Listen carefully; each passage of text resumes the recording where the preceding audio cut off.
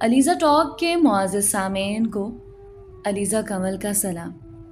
دوستو، امید کرتی ہوں آپ سب خیریت سے ہوں گے اور جہاں رہیں خوش رہیں۔ آج کی کہانی سن کر آپ کو بہت کچھ سیکھنے کو ملے گا کہ دنیا میں کیا کیا ہو رہا ہے اور آپ کیسے بچ سکتے ہیں، لہٰذا کہانی کو انجام تک ضرور سنیے گا۔ آپ سب کے سپورٹ اور پیار کا بے حد شکریہ۔ آج کا اسپیشل تھینکس مس عالیہ کا، جو کہ انڈیا سے بلانگ کرتی ہیں، اور مس عافیہ کا، جو تربیلا غازی پاکستان سے بلانگ کرتی ہیں۔ اگر آپ نے میرے یہ 2 چینل سبسکرائب نہیں کیے تو ابھی کر لیں۔ بڑھتے ہیں کہانی کی طرف۔ والد صاحب میں بہت صفات تھیں۔ وہ محنتی تھے، دیانتدار تھے، اپنا کاروبار کرتے تھے، گھر میں سکون اور خوشحالی تھی۔ لیکن ابو جان کی 2 عادتیں ایسی تھیں کہ جس سے ان کو نقصان پہنچ جاتا تھا، لیکن وہ ان عادتوں کو بدل نہ سکے۔ ایک تو کسی پر جلد بھروسہ کر لینا، اور دوسری یہ کہ وہ کانوں کے کچے تھے۔ کوئی کچھ بھی کہہ دیتا، اس کی بات پر بغیر تحقیق کے یقین کر لیتے تھے۔ ان دنوں ابو جان کو اپنا کاروبار بڑھانے کی سوجھی اور انہوں نے ایک شخص کے ساتھ پارٹنرشپ کر لی۔ یہ آدمی بہت تیز، چالاک اور کچھ خوش آمدی بھی واقع ہوا تھا۔ اس نے میرے والد کو اپنی میٹھی میٹھی باتوں سے شیشے میں اتار لیا، اور انہوں نے اس آدمی پر بھروسہ کرتے ہوئے اسے سفید و سیاہ کا مالک بنا دیا۔ یہی نہیں بلکہ وہ ہمارے گھر میں بھی آنے جانے لگا اور گھر کے ایک فرد کی طرح ہر ایک سے بے تکلف ہو گیا۔ امی کو بھابھی بھابھی کہتے، اس کی زبان سوکھتی نہیں تھی۔ امی جان سیدھی سادی عورت تھیں، جب وہ آتا تو بہت خاطر کرتی۔ والد اس شخص کی پسندیدہ ڈشیں بنواتے، وہ بھی اف نہ کہتی کہ چلو شوہر کا کاروباری پارٹنر ہے۔ اگر اس کی خاطر تواضع کی تو دونوں کاروبار میں حسن سلوک سے چلیں گے اور اللہ پاک رزق میں برکت دیں گے۔ 1 سال آرام سے گزر گیا۔ کاروبار بھی دن دگنی رات چگنی ترقی کرنے لگا، لیکن پھر ابو جان حساب کتاب سے کچھ غفلت برتنے لگے۔ دراصل وہ اپنے اس بزنس پارٹنر اکرم پر پورا بھروسہ کرنے لگے تھے۔ آنکھیں تب کھلیں جب اچانک ترقی کرتا کاروبار بیٹھنے لگا، اور بھید اس وقت کھلا جب پتہ چلا کہ اکرم نے اپنا علیحدہ کارخانہ قائم کر لیا ہے۔ اس پر بھی والد صاحب نے اکرم سے تنازع کرنا مناسب نہ سمجھا۔ امی البتہ کہتی رہی تھی کہ یہ آدمی بہت شاطر اور چالاک ہے، میاں صاحب آپ ہوشیار ہو جاؤ، کہیں یہ آپ کے کاروبار کو خسارے میں ڈبو کر ہمیں کنگال نہ کرتے۔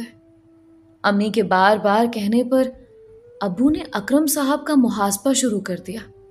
اب وہ گھر آتا تو امی اسے زیادہ اہمیت نہ دیتی، بس چائے پانی کا پوچھ کر کنارے ہو جاتی، کیونکہ انہوں نے محسوس کر لیا تھا کہ یہ آدمی کاروباری امور میں دیانت سے کام نہیں لے رہا اور بزنس مسلسل خسارے میں جا رہا ہے، تو اب اس کو زیادہ عزت دینا اپنا ہی نقصان کرنا ہے۔ یہ بات اکرم صاحب بھی اچھی طرح سے سمجھ چکے تھے۔ ایک دن انہوں نے سنا کہ یہ خاتون اپنے شوہر کو حساب کتاب کی جانچ پڑتال کا کہتی ہیں۔ پھر جب ابو نے حساب کتاب کی باقاعدہ جانچ پڑتال شروع کر دی تو اکرم صاحب گھبرا گئے۔ انہوں نے پہلے تو کئی دوسرے طریقے اختیار کرنے کی کوشش کی۔ جب دیکھا کہ شریک کاروبار سادہ دل ہونے کے ساتھ ساتھ کھرا آدمی بھی ہے تو وہ ڈر گیا۔ تب اس نے ایک عجیب و غریب چال چلی اور ابو کو ایسی ذہنی اذیت اور پریشانی سے دوچار کرنے کا جال بچھایا کہ ہم سب کی زندگی برباد کر کے رکھ دی۔ امی سیدھی سادھی ہونے کے ساتھ ساتھ نرم دل بھی واقع ہوئی تھی۔ کوئی اگر اپنا دکھ درد ان سے کہتا تو وہ فوراً اس پر ترس کھا کر مدد کرنے پر تیار ہو جاتی۔ ان دنوں ہم بہن بھائی چھوٹے چھوٹے تھے۔ امی جوان اور خوبصورت تھی، مگر ان کو اپنے حسین ہونے کا احساس نہیں تھا۔ ڈھیلے ڈھالے کپڑے پہنتی اور کس کر چٹیاں بنا لیتی تھیں۔ وہ فیشن بالکل بھی نہیں کرتی تھیں۔ میرے والد تو کیا، کوئی بھی ان کے کردار کو مشکوک نہیں کہہ سکتا تھا۔ یہ کام اس بد خصلت اکرم کا ہی تھا جو اس نے کر دکھایا۔ ایک دن وہ گھبرایا ہوا آیا اور کہنے لگا، बहुत परेशानी में हूँ भाभी, अगर आप मेरी मदद कर दें तो बड़ी इनायत होगी। भाई साहब क्या बात है, बताइए, अगर आपकी मदद कर सकूंगी तो ज़रूर करूंगी। अकरम ने कहा, मेरी एक छोटी बहन है, हमारे वालिदैन बीमार हैं, वो लाहौर में हैं। मेरी बीवी चौंके अलील है, वो मैके में क़याम पजीर हो गई है। बहन के रिश्ते के लिए आज शाम लोग आएंगे, आप मेरे साथ चलिए और लड़की को बड़ी बहन की हैसियत से उन लोगों से बातचीत कर लें तो खुदा आपको इस नेक काम का अजर देगा। रिश्ते नाते तो औरतों के मामलात होते हैं, मैं खुद को इस मामले में बिल्कुल बेदस्तो पा महसूस करता हूँ। अम्मी जान ने कुछ सोच कर कह दिया, हाँ क्यों नहीं, आपकी बहन मेरी भी बहन है, मैं ज़रूर चलूँगी।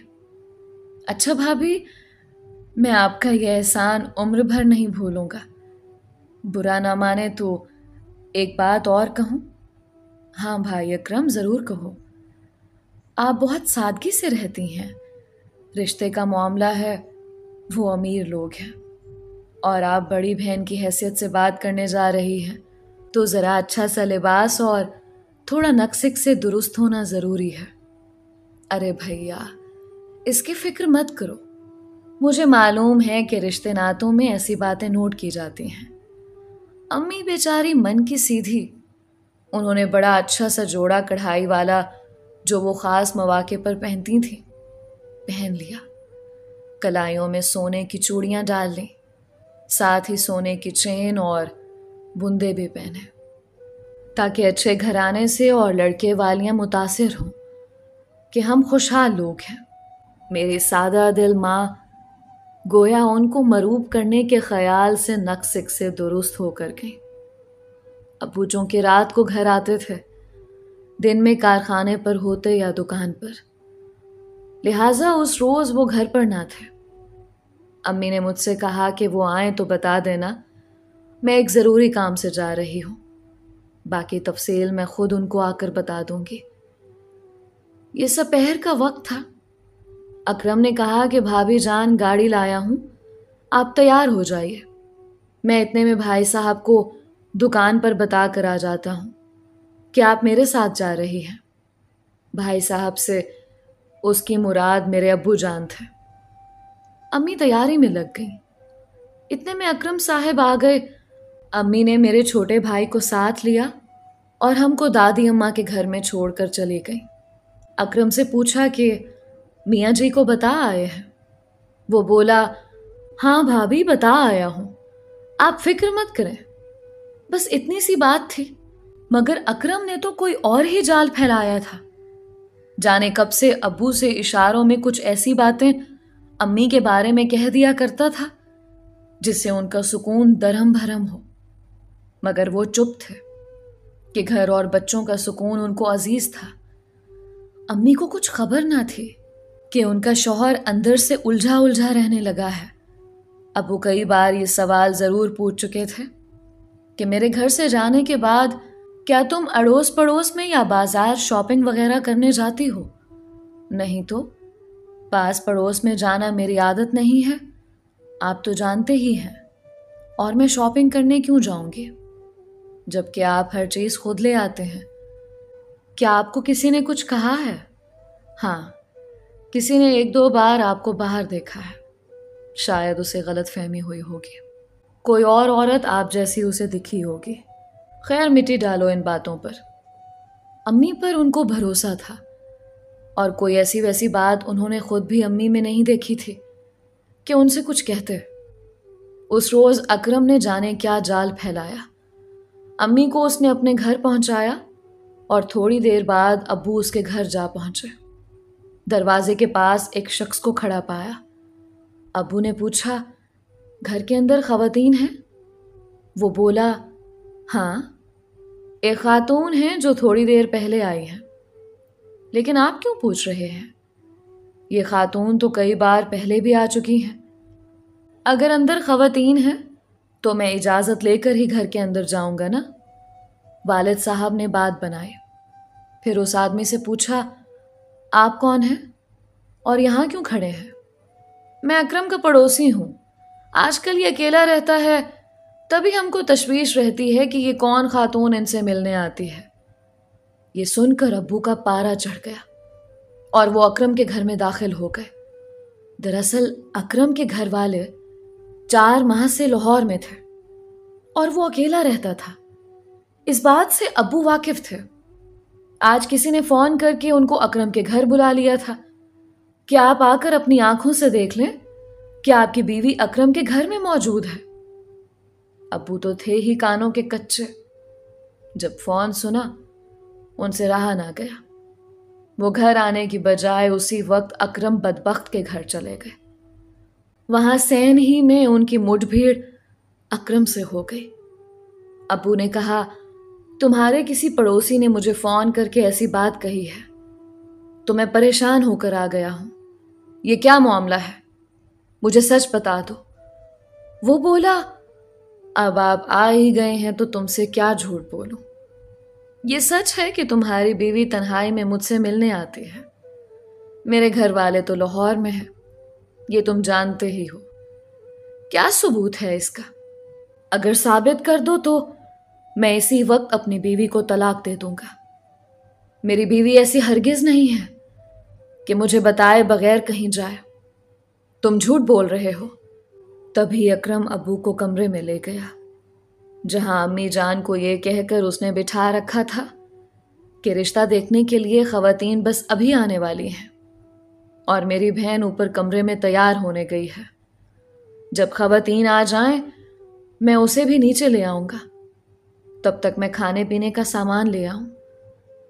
میری بھولی ماں ان عورتوں کے انتظار میں بیٹھی تھی کہ سر پر ابو پہنچ گئے۔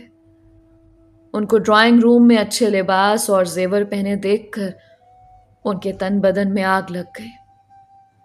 کوئی بھی سوال کیے بغیر انہوں نے اکرم کے پڑوسی کو بلایا اور اس کے سامنے امی کو طلاق کے 3 لفظ کہہ دیے۔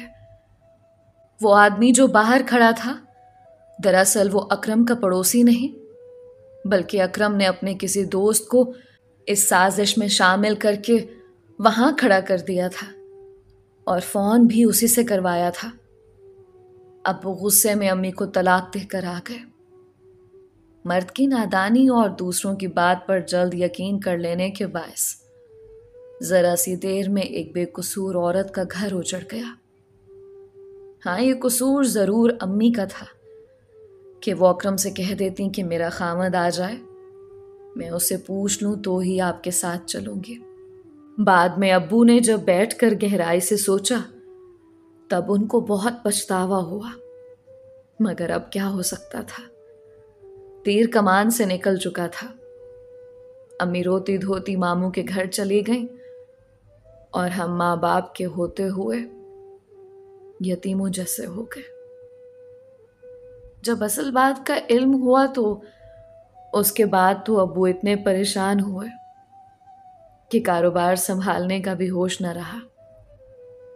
ان کو کچھ خبر نہ تھی کہ کیا ہو رہا ہے۔ بعد میں صلح کی کوشش کی مگر ماموں نہ مانے کہ طلاق ہو گئی ہے تو اب صلح کیسے؟ آج 30 برس سے اوپر ہو گئے ہمیں ماں سے بچھڑے ہوئے۔ ہماری جدائی میں وہ بھی روتی رہتی تھی، بیمار پڑ گئی اور پھر ایک روز معمولی بخار کا بہانہ بنا۔ ٹیسٹ وغیرہ ہوئے تو مرض کی تشخیص ہو گئی اور وہ اپنے خالق حقیقی سے جا ملی۔ دراصل گھر اجڑنے اور بچوں کی جدائی نے ان کو گھلا گھلا کر ختم کر دیا تھا۔ انہوں نے طلاق کا بہت گہرا صدمہ لیا تھا۔ طلاق دینے کے بعد ابو تو اس امر پر بھی راضی تھے کہ حلالہ ہو تو بھی بعد میں ان سے دوبارہ نکاح کر لیں گے، لیکن امی اس پر بھی راضی نہ ہوئی۔ امی کی وفات کے بعد ابو نے دوسری شادی نہ کی کیونکہ ان کے خیال میں ان کی بیوی بے قصور تھی، اس لیے وہ خود کو تنہا رہ کر سزا دیتے رہے۔ ہمیں ہماری دادی اور پھوپھی نے پالا۔ آج تینوں بھائی جوان ہو چکے ہیں، میں اور میری بہن بھی بڑی ہو گئی ہیں۔ اپنے جوان بچوں کو دیکھ کر مائیں تو اپنے جینے کی بھی دعائیں مانگتی ہیں اور بچوں کو بھی دعائیں دیتی ہیں، مگر ہماری ماں وہاں جا چکی ہیں جہاں سے ایک بار بھی ہماری پکار کا جواب نہیں دے سکتی۔ دوستو، یہ تھی آج کی کہانی۔ امید کرتی ہوں کہ آپ کو اس کہانی سے بہت کچھ سیکھنے کو ملے گا۔ اپنی رائے کا اظہار کامنٹس میں ضرور کیا کریں۔ ملتے ہیں ایک نئی کہانی کے ساتھ۔ مجھے اپنی دعاؤں میں یاد رکھیں، اپنا اور اپنوں کا بہت خیال رکھیں۔ علیزہ کمل کو اجازت دیجیے۔ اللہ حافظ۔